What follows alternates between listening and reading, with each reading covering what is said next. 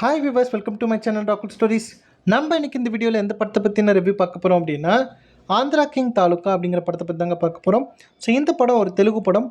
இந்த படம் நம்ம ஒரு தேட்டர்ஸில் வெற்றிகரமாக ஓடிட்டுருக்கு. ஸோ இந்த படத்தை பற்றின ஒரு ஷார்ட் ரிவ்யூ தாங்க பார்க்க போகிறோம். வாங்க வீடியோக்குள்ளே போகலாம். இந்த படத்தோட ஒன்லைன் ஸ்டோரி என்னன்னு பார்த்தீங்க அப்படின்னா, இந்த படத்தோட ஸ்டார்டிங்லேயே நம்ம உபேந்திரா வந்து படத்துக்குள்ளேயே பார்த்திங்க அப்படின்னா சினிமா ஹீரோவாக தான் காமிக்கிறாங்க. சூரியகுமார் அப்படின்னு சொல்லிட்டு ஒரு கேரக்டர் ப்ளே பண்ணுறாரு. ஒரு மிகப்பெரிய கமர்ஷியல் ஹீரோவாக காமிக்கிறாங்க. ஸோ அப்படி இருக்கும்போது பார்த்திங்க அப்படின்னா, தொடர்ந்து அவருடைய 100வது படம் பண்ணிக்கிட்டு இருக்காரு. ஸோ அந்த 100வது படம் பார்த்திங்கன்னா ட்ராப் ஆகுது. தொடர்ந்து ஒரு 9 படம் வந்து ஃப்ளாப்ஸ் கொடுத்ததுனால, ஸோ அந்த 9 படம் ஃபெயிலியர்ஸ் ஆகிடுச்சு. ஸோ அதனால் பார்த்திங்க அப்படின்னா அந்த படத்தை ட்ராப் பண்ணுறாங்க. அவருடைய 100வது படத்தை ட்ராப் பண்ணுறாங்க. ஸோ இதனால் என்ன ஆகுது அப்படின்னா, அவருக்கு எப்படியாச்சும் இந்த 100வது படத்தை கம்ப்ளீட் பண்ணணும், இல்லைனா இதோட நம்மளுடைய கரியர் ஓவர் அப்படின்னு சொல்லிட்டு நினைக்கிறாரு.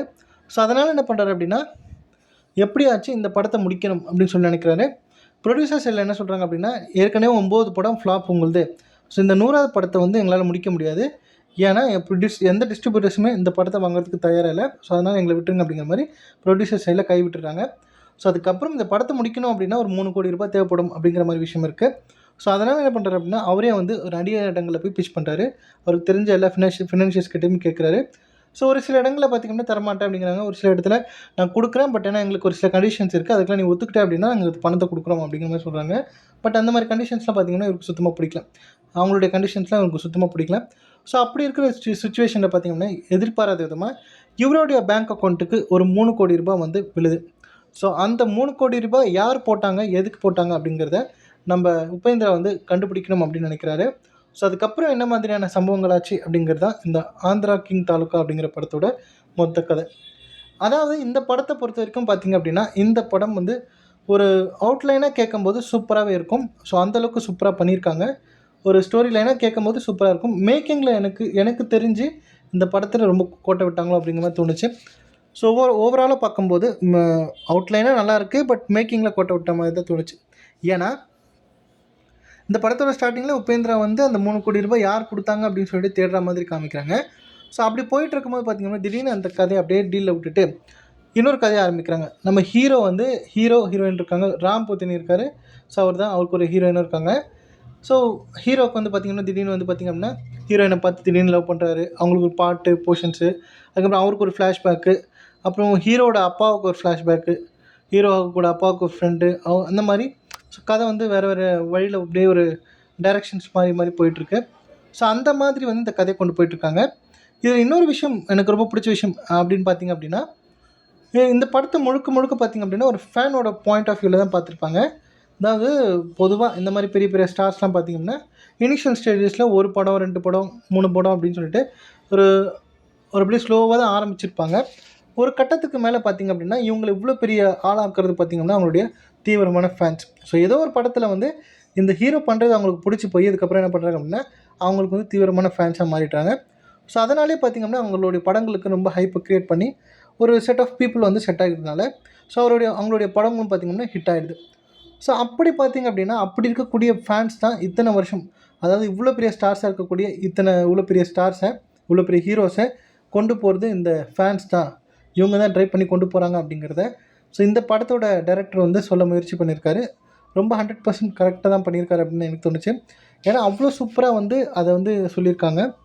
ஸோ நிறைய இப்போ இருக்கக்கூடிய ஒரு மிகப்பெரிய ஸ்டாராக இருக்கக்கூடிய ஹீரோஸ்லாம் பார்த்தாங்க அப்படின்னா, ஸோ ஓரளவுக்கு அவங்களுக்கு வந்து கொஞ்சம் ரியலைஸ் பண்ணக்கூடிய ஒரு வாய்ப்பாக இருக்கும் அப்படின்னு எனக்கு தோணுச்சு. மற்றபடி இந்த படத்தை பார்க்கும்போது என்ன தோணுச்சு அப்படின்னா, ஒரு கதைக்களத்தை ஆரம்பிச்சுட்டு அந்த கதையை அப்படி டீலில் விட்டுட்டு அடுத்தடுத்த கதைக்கு ஒரு 2 3 லேயராக அந்த கதையை மாற்றி எங்கெங்கேயோ கொண்டு போயிட்டாங்க அந்த கதையை.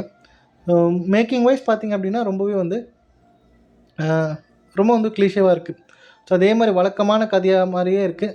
அதே மாதிரி பழி வாங்குறது, அதே மாதிரி நான் முன்னேறி காட்டுறேன், ஸோ எப்படியாச்சும் உங்கள் பொண்ணை வந்து நான் கல்யாணம் பண்ணி காட்டுறேன் அப்படின்னு சொல்லிட்டு அவங்க ஃப்ளாஷ்பேக் கதை, ஒரு ஃப்ளாஷ்பேக்கில் ஒரு சைல்ட்ஹுட் கதை அப்படிங்கிற மாதிரி கொண்டு போயிட்டாங்க. வழக்கமான கதை மாதிரி மாற்றிட்டாங்க.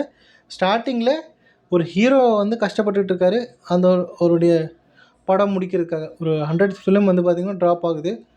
தொடர்ந்து 9 படம் ஃப்ளாப் கொடுத்ததுனால இந்த படத்தை வந்து பண்ண மாட்டேன் அப்படின்னு சொல்லி ப்ரொடியூசர் சைடில் சொல்லிவிட்டு ட்ராப் பண்ணுறதுனால அவர் வந்து கஷ்டப்படுறாரு.